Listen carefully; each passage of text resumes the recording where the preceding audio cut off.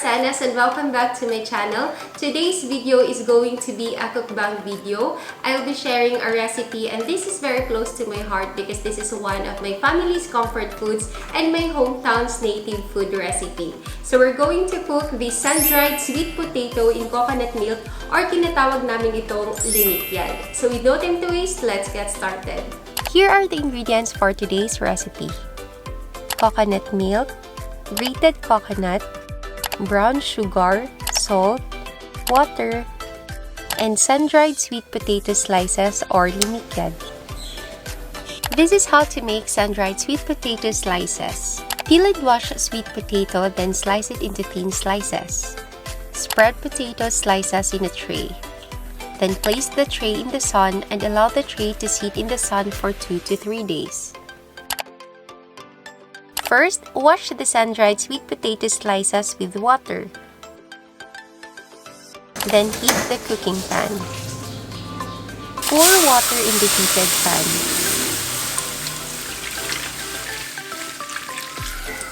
And let it boil. Put the sun-dried sweet potato slices.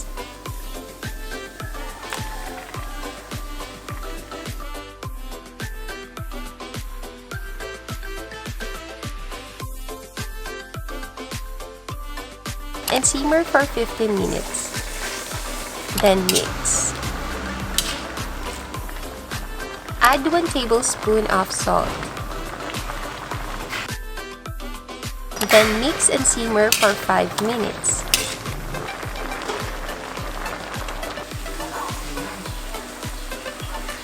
Check the texture of the potato slices using fork.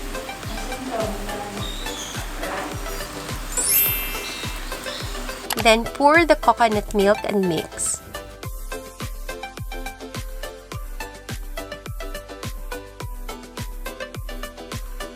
Add brown sugar and mix.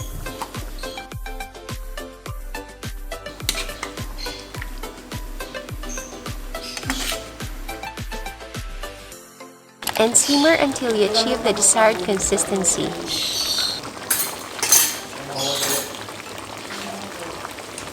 And then turn off heat and transfer to a serving plate.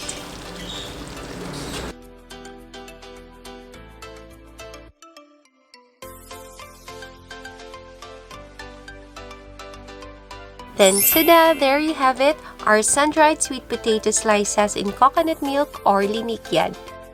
So, this is our finished product. Ito na yung ating sun-dried sweet potato in coconut milk or tinatawag namin itong linikyad. And this is best served when hot and sobrang init pa niya. Kung gusto nyong sweeter, pwede kayong maglagay ng sugar. So, I'm gonna put grated coconut for its toppings.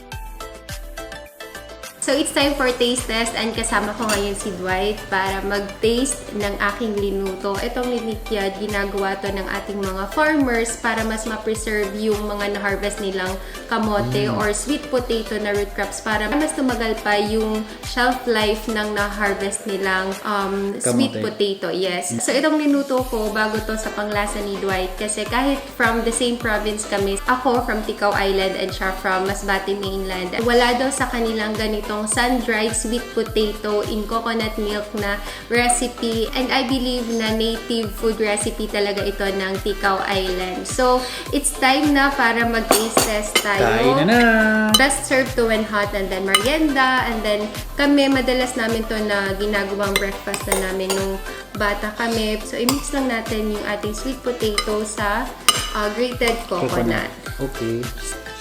Yan, ito-try na natin yung native na recipe ng aming hometown nila Tinmay. Yes.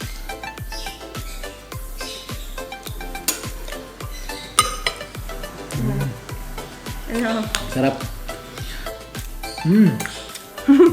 Meron siyang coconut milk.